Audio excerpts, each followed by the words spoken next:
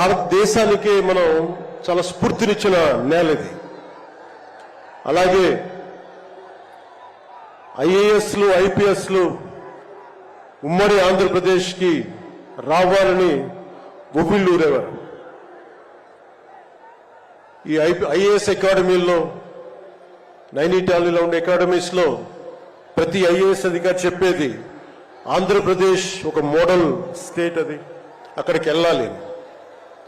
ఈ రోజున అలాంటి ఆంధ్రప్రదేశ్ ఎందుకు వెళ్ళకూడదో ఆ మోడల్ కింద అయిపోయింది ఈ జగన్ గారి నాయకత్వంలో. నేను చంద్రబాబు గారు జైల్లో అన్యాయంగా పెట్టినప్పుడు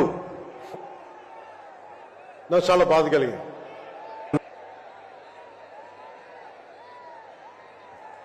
కష్టాలు చూసిన వాడిని, కష్టాలు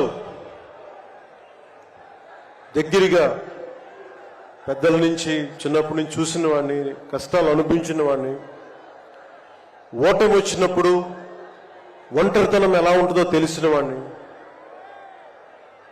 ముఖ్యంగా శ్రీ నారా చంద్రబాబు నాయుడు గారి కుటుంబ సభ్యులు వేదన అర్థం చేసుకున్నవాడిని, శ్రీమతి భువనేశ్వరి గారి బాధని దూరం నుంచే అర్థం చేసుకున్నవాడిని. నేను ఏం ఆశించి మద్దతు ఇవ్వలేదు.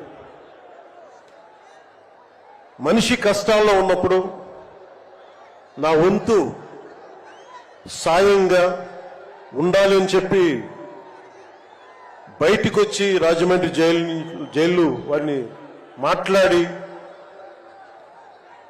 ఇన్ని దశాబ్దాలు సుదీర్ఘ రాజకీయ అనుభవంతో జాతీయ స్థాయిలో ఎన్డీఏ లాంటి దీనికి పక్షానికి చాలా కీలకమైన బాధ్యతలు వహించిన వ్యక్తి ఆయన్ని జైల్లోకి అన్యాయంగా పెట్టడం చాలా చాలా బాధ కలిగించింది. కాంగ్రెస్ నాయకులు చేసిన తప్పుకి సోనియా గాంధీ గారు పెట్టారు జగన్ గారిని జైల్లో. ఆ కక్ష చంద్రబాబు గారి మీద చూపించడం చాలా అవివేకం. ఇలాంటి పరిస్థితుల్లో రాష్ట్ర విభజన జరిగినప్పటి నుంచి 2014 నుంచి విభజన జరిగినప్పటి నుంచి ఈ రోజున హైదరాబాద్ రాజధాని ఆంధ్రప్రదేశ్కి తెలంగాణకి ఉమ్మడిగా అభివృద్ధి చేసిన రాజధాని. మనకి రాజధాని లేకుండా విభజన జరిగి సరైన పంపకాలు లేకుండా విభజన జరిగి ఇలాంటి కష్ట సమయంలో నేను ఆ రోజున తెలుగుదేశం పార్టీ భారతీయ జనతా పార్టీకి సంయుక్తంగా నేను పోటీని విరమించుకొని మరీ మద్దతు ఇచ్చాను.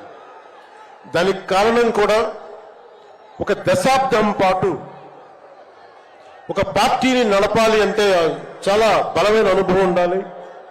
కూర్చొని అనుభవంతో భవిష్యత్తులో పార్టీ చాలా అవసరం అని చెప్పి నేను ఒక దశాబ్ద కాలం పాటు ప్రత్యక్ష రాజకీయాల్లో ఉందాం అని ఆలోచించి ఆ రోజున తెలుగుదేశం పార్టీకి మద్దతు తెలిపాం. ప్రభుత్వం వచ్చింది ఆ రోజున. దురదృష్టవశాత్తు చిన్న అభిప్రాయ భేదాలు కావచ్చు, కమ్యూనికేషన్ గ్యాప్ వల్ల కావచ్చు 2019లో అది ముందుకు తీసుకెళ్ళలేకపోయాం. ఆ తీసుకెళ్లలేని లోటు, దాని తాలూకు రియాక్షన్ వైఎస్ జగన్ ప్రభుత్వం వచ్చేసింది.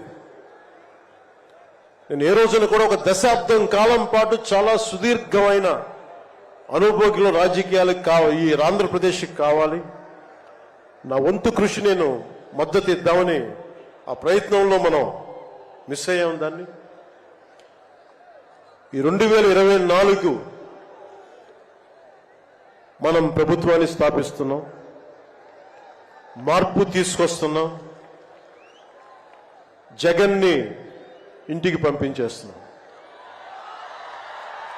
నేను వింటుంది 25 మంది ఎమ్మెల్యేలని మార్చారు, ఇంకొక 80 మంది, మొత్తానికి కలిపి 80 మంది ఎమ్మెల్యేలు మారుస్తున్నారని నేను వింటా ఉన్నాను. మార్చాల్సింది ఎమ్మెల్యేలు కాదు, ఈ రాష్ట్ర ముఖ్యమంత్రి జగన్. నాకు జగన్ మీద వ్యక్తిగతంగా నాకు అసలు కోపం లేదు. నిజంగా ఒక బలమైన ఆధిక్యతతోటి ముఖ్యమంత్రి అయ్యి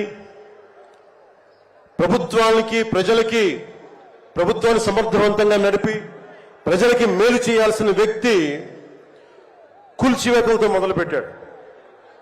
ప్రత్యర్థుల్ని ఇబ్బంది పెట్టే విధంగా, ప్రతి ఒక్కరిని ఎదురు తిరిగితే ఏంటని ప్రశ్నిస్తే వారిని కేసులు బనాయించి ఇబ్బంది పెట్టే పరిస్థితుల్లో ఈ ముఖ్యమంత్రి ఉంటే నేను ఇలాంటి ప్రభుత్వం ఉంటుందని నేను ఊహించలేదు.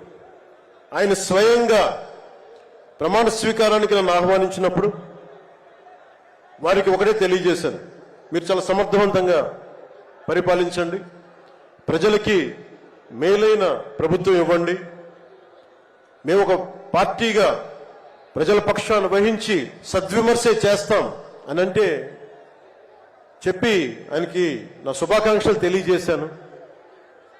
కానీ దురదృష్టవశాత్తు ఈ వ్యక్తికి కక్ష సాధింపు వ్యక్తి, ఎవరు ఒక మాట అనకూడదు, ప్రజాస్వామ్యం అనే ఒక పదానికి విలువ తెలియదు, ఏదైనా మాట్లాడితే దాడులు చేయించడం, చాలా నీచంగా తిట్టించడం, ఇన్ని దశాబ్దాల ఆంధ్రప్రదేశ్ రాజకీయ చరిత్రలో ఏ ఒక్క నాయకులు కూడా వైఎస్ రాజశేఖర రెడ్డి గారితో కలిపి కూడా ఏ ఒక్కరు కూడా ఇంటిలో బయటికి రాని ఆడపడుచుల్ని, తల్లుల్ని ఒక్క మాట లేదు. ఎవరు కూడా నాయకుల్ని తిట్టారు, విమర్శలు చేశారు, దిగజారుడిగా మాట్లాడి ఉండొచ్చేమో, కానీ ఇంటిలో బయటికి రాని ఆడపడుచుల్ని, ఇంటి పట్టునే ఉండి బయటికి రాని తల్లుల్ని చాలా నీచంగా విమర్శించే ఈ సంస్కృతి జగన్ నాయకత్వంలో ఈ వైసీపీ ప్రారంభించింది. ఎంతమంది కన్నీళ్లు పెట్టుకున్నారు, ఎంతమంది స్త్రీలు బాధపడ్డారు. ఒకటే అనిపిస్తుంది, వ్యక్తికి అడగాలనిపించినప్పుడు ఇంట్లో ఉన్న తల్లికి చెల్లికే విలువ ఇవ్వనేవాడు మన ఇంట్లో ఉన్న ఆడపడుచులకి ఏం గౌరవం ఇస్తాడు? ఇంట్లో తల్లికి చెల్లికి విలువ ఇవ్వనేవాడు 30,000 మంది ఆడపిల్లలు అదృశ్యం అయిపోతే ఏం పట్టించుకుంటాడు? మొన్న 22 ఒక సంవత్సరంలోనే ఎన్సీఆర్బీ డేటాలో దాదాపు 10,000 మంది ఆడపిల్లలు అదృశ్యం అయిపోయారు ఒక సంవత్సరంలోనే.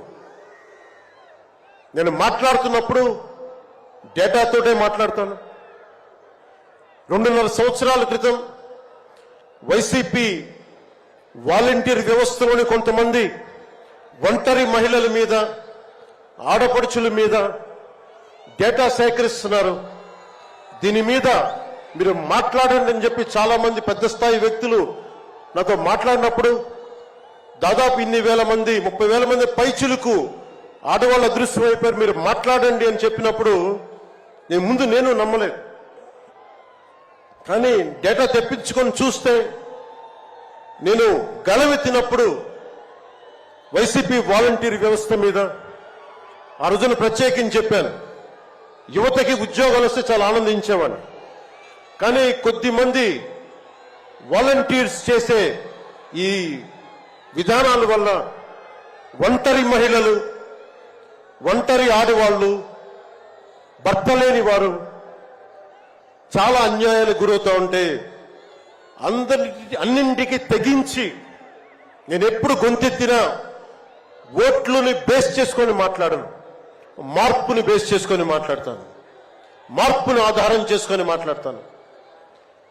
వారాహి యాత్రలో ఆ రోజు ప్రారంభిస్తే నా మీద విపరీతమైన దాడులు జరిగినాయి, విపరీతమైన విమర్శలు, కువిమర్శలు, అన్నిటినీ భరించాం.